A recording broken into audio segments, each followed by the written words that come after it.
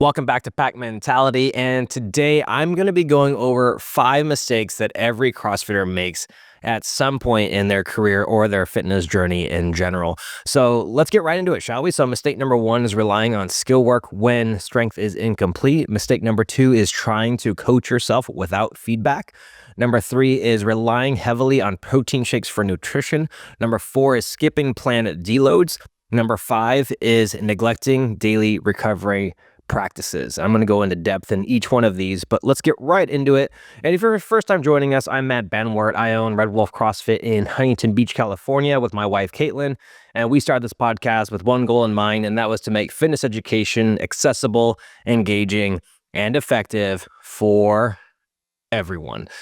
So mistake number 1, let's go over relying on skill work when strength is incomplete. And so there's strength gaps that are misleading you in high skill movements, and inconsistent reps often point to incomplete strength, not a lack of technical understanding. And now this is, again, a generalization sometimes, and I'm not saying that skill work is not essential in preparing you for higher skill movements. They are absolutely essential. However, I think a lot of times people, at least for the most part, when I work with people, they always think it's more of a skill than a strength. And really, you have to have a good strength base because it allows you to do a higher volume of skills for a longer amount of time possible. So our main talking points here is, first off, that many technical breakdowns and movements, like let's say ring muscle ups or muscle ups in general, handstand push-ups, something higher skill like for a lower body, let's say pistols, are caused by insufficient strength, not usually poor form. Now, poor form is something that needs to be addressed. And of course, skill work, like I said earlier, needs to be properly managed, and there needs to be progressions and all that stuff. But this is more for once you actually know those progressions, and once you're in kind of a beginning phase, and if you're still new to this, you still have to have a strength base first, because it's going to allow you to have better muscle endurance for doing these higher skill movements. Also, it's going to prevent injuries from happening because your tendons, ligaments, and muscles can take on the load that you're performing. So strength needs to support consistency under fatigue, and without it, the movement falls apart when intensity increases. So this is why you always have to be able to do things at a low heart rate first before trying to implement it into a classic CrossFit style workout. And on top of that, also, you'll be able to feel what the movement feels like under fresh. Because one of my biggest philosophies here on this piece is that if you can't do it fresh, you can't do it with a high heart rate. You have to be able to do it when there's no pressure, nothing on the line first, and do it well and efficiently before you can start implementing it into your workouts themselves. And athletes with strength deficiencies often feel like they plateaued in skills when they're actually just simply lacking force production, which is a fancy word for they can't produce enough force to do the lift or do the exercise itself. And improving this is I like to use tempo work, strict variations, working on variations in terms of deloading, and actually strengthening certain muscle groups, so utilizing bodybuilding style movements as well. And positional strength builds the foundation for required dynamic movement. And a lot of times we as CrossFitters, we're so used to doing very explosive and fast style movements, like even thrusters, Olympic lifts, kipping pull-ups. Like, all this requires a lot of hip drive. And the problem is that over a long time, if we only do stuff like that our muscles aren't going to be, or we're going to be well conditioned, but our muscles aren't going to be as strong as they could be. And I'm kind of struggling with this right now. Like, my strict pull-ups aren't that great. My kipping pull-ups are good. That's just because I have powerful hips and I can just utilize that over and over again. And I've always been kind of a person where I've been more powerful than I am strong, just based on how just my body type is. So getting stronger helped me get more powerful. So you're going to get a good combination of both when you focus on just raw strength themselves. And especially when it comes to building positional strength, so meaning like on both end ranges of motion, so both in the starting position and the finish position of any exercise, is very important to establish first when you're building your strength foundation. Like, for example, having a very strong overhead squat before you can snatch the weight is extremely important. Being able to do strict pull-ups or strict handstand push-ups is more important before you starting adding in dynamic movements, because when you start adding in those the hip element or being able to kip it, is that you'll be able to do more volume And if you don't have the strength base to handle the volume, that's where things get wrong. And that's where CrossFit gets a bad rap, is people skip the step of getting strong first before moving on to a dynamic movement. And kind of coming back to that is that warm-up sets and practice reps often feel smooth, but under fatigue or load, weak links start to show up. And this is why it's extremely important to do some sort of accessory work, either before or after, and just work on basic strength. And also, there could be overuse injuries that happen in CrossFit, or overuse just in general. And so we counter that by not using or utilizing that movement as frequently. And then by then we don't have to worry about that. I mean, it's called overuse injuries for a reason. And a lot of times it's not like an actual quote unquote like injury that puts you out, but it's usually just like irritation in a joint, or you may pull a muscle or something, and it just puts you out for like a few days to a week. And we don't want to do that. At the end of the day, we want to make sure that we're keeping and making progress and maintaining progress and having a progression in terms of strength and not just skill itself. So let's move on to number 2, which is trying to coach yourself without feedback. Now, this is one that I have fallen victim to a lot, unfortunately. And please learn from my mistake and don't do this. But self-coaching really limits your objectivity, and it slows your growth. It's just, we have a hard time filtering ourselves, and it's funny that we often give better advice than we actually take ourselves, meaning that we're really good at giving out advice, but really bad at taking our own advice. And without outside perspective, blind spots remain hidden. Okay, so a big blind spot for me is my shoulders. Like, my overhead squats not very good, my handstand walks aren't very good, my wall walks aren't good, and my pressing's not good. So anything overhead, I'm not very good at, and just simply because I hated doing overhead work when I first started CrossFit. And I'm still paying for this day because I neglected that weakness.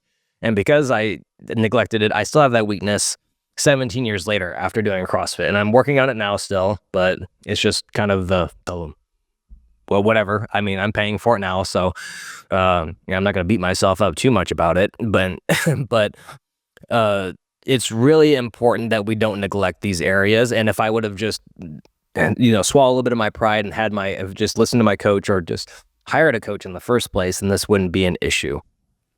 And the human brain really normalizes inefficiencies over time.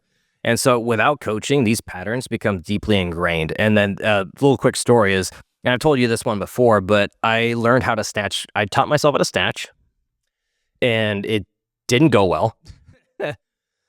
And then once I hired a coach, I had to not only unlearn my way of snatching, but I had to relearn the proper way of snatching. And that took me an entire year. So if I would have just learned the right way the first time, I probably would have skipped 3 years worth of heartache on that. So again, don't make my mistake. Just hire a coach early, someone who knows better than you, and just work your way through it. And video review, and I did with video myself. And so I thought that by just viewing myself and doing it, that I would, somehow coach myself to being better, and that didn't work. But video review can help, but it doesn't replace trained eyes that recognize early breakdowns or subtle compensations. And a lot of times other people will be able to pick up on small subtleties more than you can, because at the end of the day, when we're looking at ourselves, there's always going to be somewhat of a bias. So it's always nice to have some outside perspective that can, at least, you don't always have to, they're not always right, but it always does help to have another opinion, just to find something that maybe you just didn't see. And coaches bring structure, progression, and accountability that self-guided training really lacks. And, even advanced athletes benefit from feedback. Like, almost every CrossFit Games athlete has a one-on-one coach who does all their programming and reviews some of their video. And most elite competitors, regardless of whatever discipline they're in, consult with other coaches or people above them or more experienced people in order to help themselves get better. And training solo is great, but it often leads to inconsistency in volume, intensity, and rest. Is like you're just going by how you feel a lot of times, and it erodes long-term development, because at the end of the day, that you can just tell your coach exactly how you're feeling on one thing. Like, for example, one time I was telling my coach, I'm like, man, I'm really burned out this week. He's like, no worries, we're going to deload you early then. We got a deload plan next week. We're going to do it this week, and we're just going to pick up on training the week after. And he gave me a bunch of stuff that I could do in the meantime that was a lot easier on my nervous system, to where I recharged for a week and I was able to hit it next week. Whereas normal 9 times out of 10, and even to this day, I'll just power through it and be like, well, YOLO. Do people still say that? I don't know. YOLO anyways, and that I'll just, wing it and obviously get better just because I'm fatigued and I'll compensate somehow. And that's usually not the case. And real quick, if this episode hit home or it helped you out, send it to a friend or a training partner, post it on your story, share it however you want. This podcast grows only by word of mouth, and I appreciate you being part of the crew. Let's move on to number 3 now, which is relying heavily on protein shakes for nutrition. Now, I see this all the time. I've done it myself. Protein shakes are good. They're very helpful for hitting protein goals, but the problem is people overly rely on them, and the problem is they're not satiating enough, meaning they won't fill you up, and they won't. It's not a long-term solution to replace real food, and liquid protein doesn't deliver the full benefits of real food. And protein powders lack the micronutrients and satiety, like I said earlier, and the digestive workload of whole food because it is in a liquid format, so your body processes it very quickly, which is great for post-workout. But when you're actually trying to consume things and actually keep your body full, having that digestion and having your stomach full of real food and having it slowly digest your food is much better, especially for just a health perspective, but also for a performance perspective as well. And so whole food protein sources like meat, eggs, and dairy provide more sustained energy and higher nutrient density. And the problem is that relying on shakes, it creates gaps in fiber, healthy fats, vitamins, minerals, and that all supports training recovery and also your hormonal health. So it's really important to remember that. And chewing and digestion play a role in nutrient absorption and hunger regulation. Now, this is something that I always forgot about, and because I used to be a protein shake maniac because it was just so convenient. But I would remember I would overeat constantly just simply because it was just liquid protein all the time. And then so my stomach wasn't always full. So it would always be, kind of grabbing for snacks throughout the day. And we typically see that with people is that they'll rely too much on protein shakes. So they'll binge eat at night, or they'll just snack too much throughout the day on foods that aren't necessarily the healthiest, but just the most convenient. And multiple protein shakes per day can cause gastrointestinal issues, or they can reduce appetite for full meals. So it could kind of go hand in hand there. And a high shake diet often reflects on poor meal prep systems or having rush eating habits, and which is easily preventable, and it can spill over into other areas of discipline when you over rely on that. Now, again, I'm not saying protein shakes aren't good. Definitely utilize them as a tool, but it's not a replacement for actual whole food protein. Now, let's move on to mistake number 4, which is skipping planned deloads. Now, again, I've done all these mistakes, so this is why I'm trying to save you some time. But a lack of structure when it comes to deloading really leads to accumulated fatigue. Now you have to look at it on like a graph curve just going up. Now, even with rest days over a long enough timeline that you're eventually going to build up enough fatigue where you're going to be either forced to rest. So it's more, I'd rather choose when I rest. And typically we see this around anywhere between the 6 to 8 week mark. That's usually where we like to deload. And I've done training cycles along to 16 weeks, and that was way too long. And then what people don't realize, though, is that deloading will allow your body and your nervous system to repair itself. And then once it gets repaired, it'll actually help you propel into the next training cycle very well. Because at the end of the day, you get better by resting. You don't get better by breaking your body down constantly. You're putting yourself into a stress response every time you train hard. And then if you're not giving your body adequate time, not only on rest days during the week, but also with structured deloads, then you're going to be forced to rest whenever your body just decides to shut itself down. And accumulated fatigue can really mask strength and skill gains. And so without deloading, performance plateaus, despite whatever your consistent effort is. And your CNS, or central nervous system, has to fight harder to detect muscle soreness. So it shows up as irritability, sleep disruption, or reduced power. So that's something that we definitely want to avoid at all costs. And strategic deloads allow for your body and brain to recalibrate, so that way you can build on past work and not pile on stress on top of dysfunction. So you have to think of it like we're just adding some layers, and then with everything that goes up must come down. So we might as well choose when that happens. And then deload doesn't mean inactivity. It just means adjusting volume, intensity, or frequency while keeping the movement patterns engaged. So it's just an opportunity to, a lot of times with deload, we actually ramp up the intensity and we just lower the volume and the frequency of the exercises themselves. or depending on the person we're working with, we'll change the volume, we'll up the volume, or we'll reduce the intensity or frequency, whatever. There's different adjustments we can make per the individual, so that way they make the best progress possible. And deloads are often neglected by type A athletes who confuse momentum with progress. Now, I'm a momentum person as well, so I've done this, and done the whole training 7 days a week nonstop. And while I do feel physically better when I do that, I do know that it's not a long-term solution. And I try and be active and do something every day, but that's not always the case. And so when I'm doing this, and I do my deloads, I have them preset out so that way I know exactly when they're coming up. So that way I can plan ahead, and I can kind of go hard my last week and then enjoy my deload week. And that way, I end up choosing rest before rest chooses me, which is a much better way to go about your fitness journey. Believe me, take my word for it.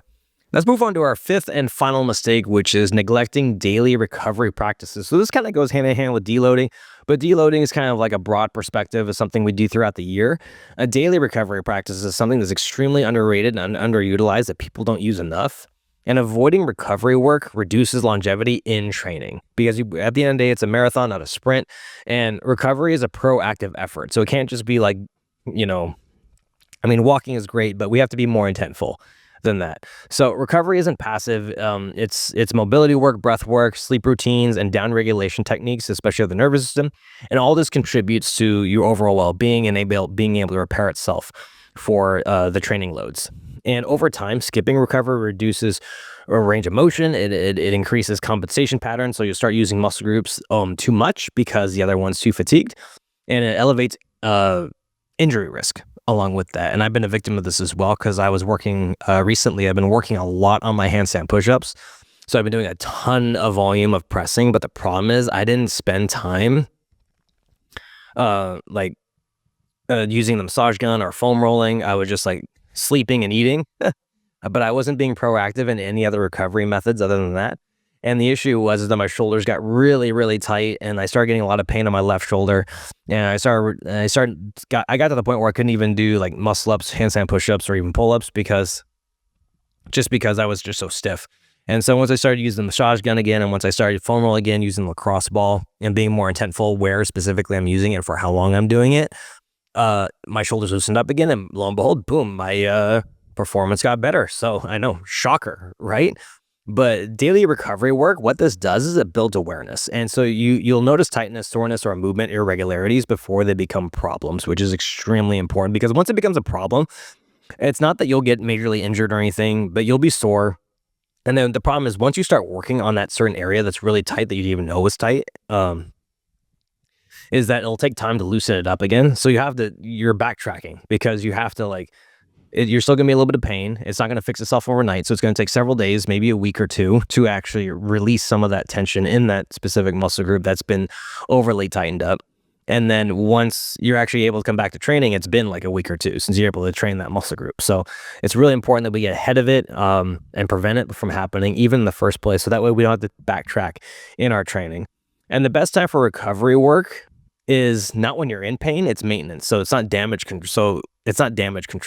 We're actually doing it to where we almost feel like it's pointless, which is really important, because if it feels pointless, that means, guess what? We are recovering well, which is good. The problem is if we wait till it becomes a problem, that it takes us just a lot longer to fix. And effective recovery enhances mental readiness. It's not just physical, but mental fatigue and poor for stress management degrade your physical output when you don't implement this the right way. So these 5 mistakes, they don't really cause instant failure here, and this is mostly like a message to myself, but they slowly erode consistency, progress, and performance. And athletes who address them build momentum that compounds over months and years. And avoiding them isn't optional for longevity. It's definitely essential. So if you found this helpful, well then nailed it, and I'll catch you on the next one.